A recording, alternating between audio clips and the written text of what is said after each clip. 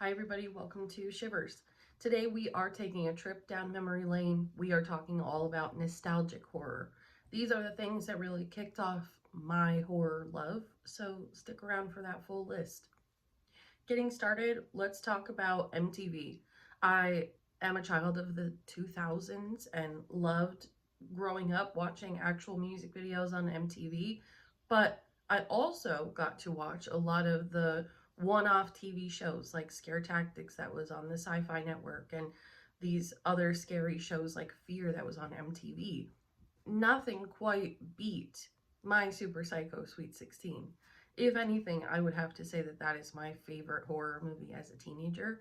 This is really just the perfect combination of ratchet reality TV mixed with a very cheesy horror movie slasher. But again, perfect for anybody who's kind of growing up in that vein. So, my Super Psycho Sweet 16 originally premiered in 2009. They had a part 2 and a part 3 in 2011 and 2012. They all center around this girl named Sky, who is very much an outsider and outcast, the stereotypical goth. And her father is this serial killer who has killed a whole bunch of people at the local roller dome. This spoiled Veruca Salt girl named Madison has this super awesome Sweet 16 that's coming up and wants her family to reopen the roller dome because apparently they can. So everybody in town knows not to open this roller dome because of all these murders that have happened there. Sky doesn't want that to happen because nobody knows where her father is. And of course, they reopen the roller dome for Madison's super not so psycho Sweet 16. So the movie is this play on a very stereotypical slasher, always coming back to the root of the crime, but it's fun. I am a big fan. I think that they are very fun in a non distasteful way. Even they have part 2, part 3, but which are not needed whatsoever, but they're still fun. And for anybody who's looking to kind of get into the slashers side of things, this is a really awesome way to start because it does feel like, again, reality TV mixed with horror.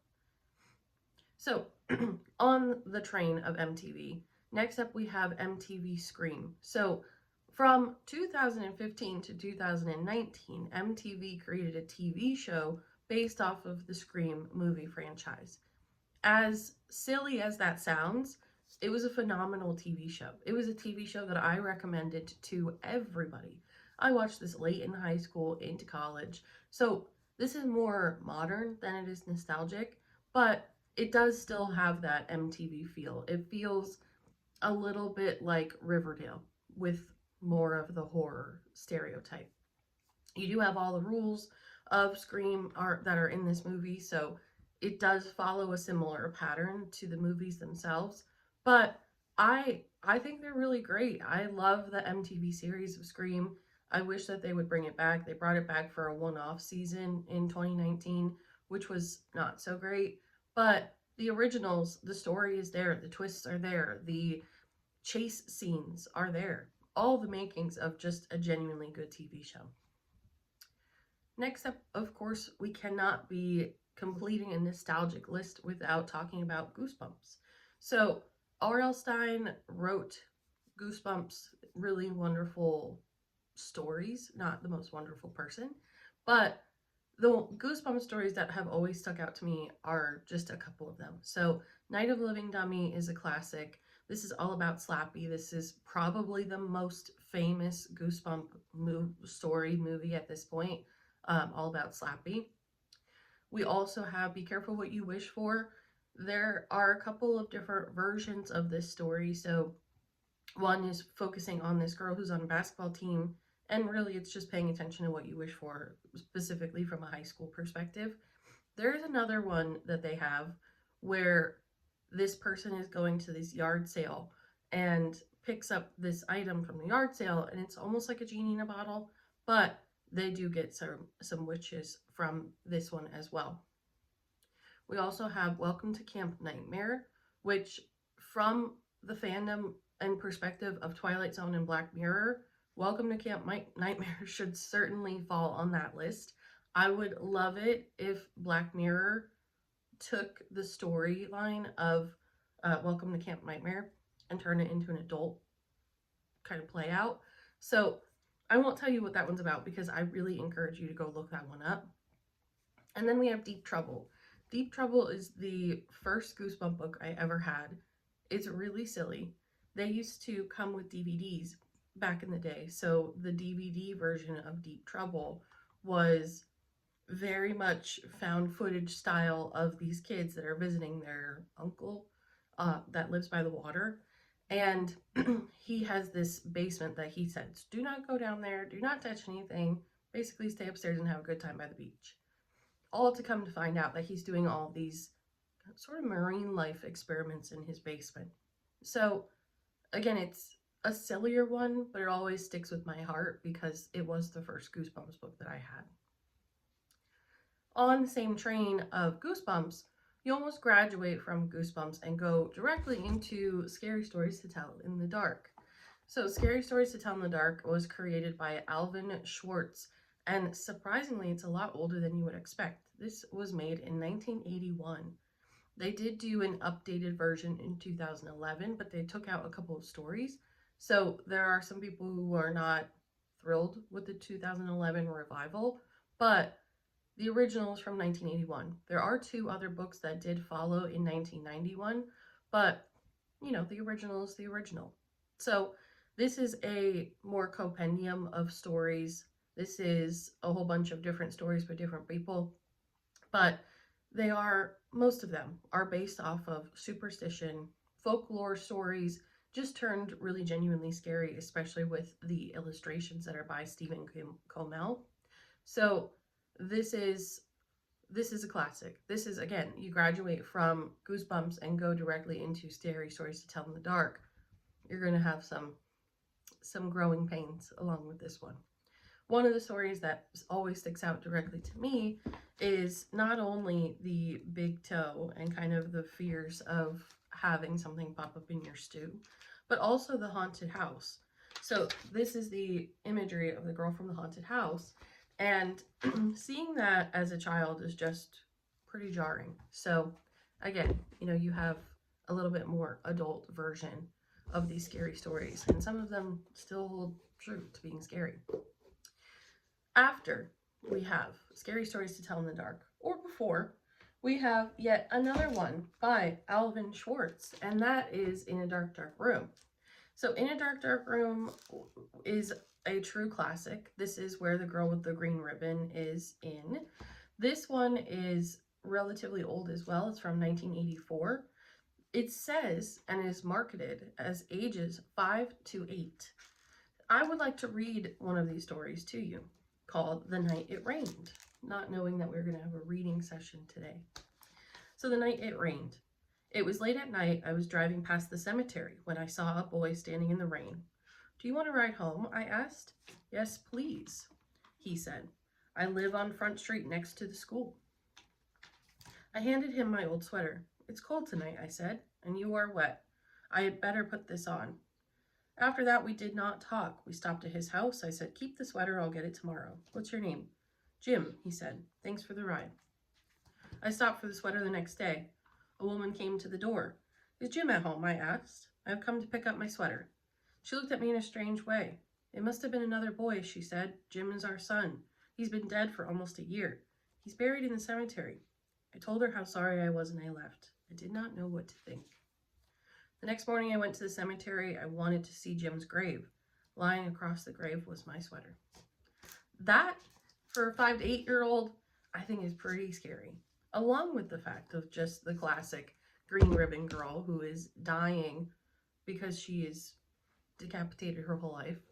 So to me, I think that's pretty wild. Not only that it's written by the same person as Scary Stories to Tell in the Dark, but also that it is marketed to children.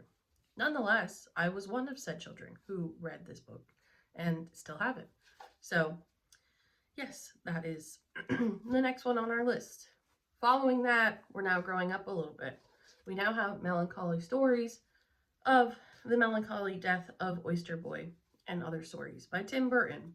this again, you know, you graduate into, I really think, whatever sort of horror fan you're going to become after you're watching and reading these stories. So for me, Tim Burton had always felt like home. I've always been a fan of The Nightmare Before Christmas long before I was a horror fan as well. So being able to get this book and read this book was a little bit more into adolescence, but made that much more of an impact because these are all poems, and they're all poems usually traditionally about being able to kind of fit in when you're not like everybody else, when your opinions are not like everybody else, when you don't look like everybody else. We have the penguin boy who is just so adorable, but he himself is hideous penguin boy. Which again, you know, it's all very much about the outsider mentality, more goth related than horror in particular, but something of the past nonetheless. This too is a little bit older. It came out in 1997, written by Tim Burton, illustrated by Tim Burton. Next on the list is Flowers in the Attic by V.C. Andrews. This came out in 1979. There are 2 follow-up stories to Flowers in the Attic. I'm very surprised, but for whatever reason, Flowers in the Attic seems to be a popular first story for a lot of horror fans.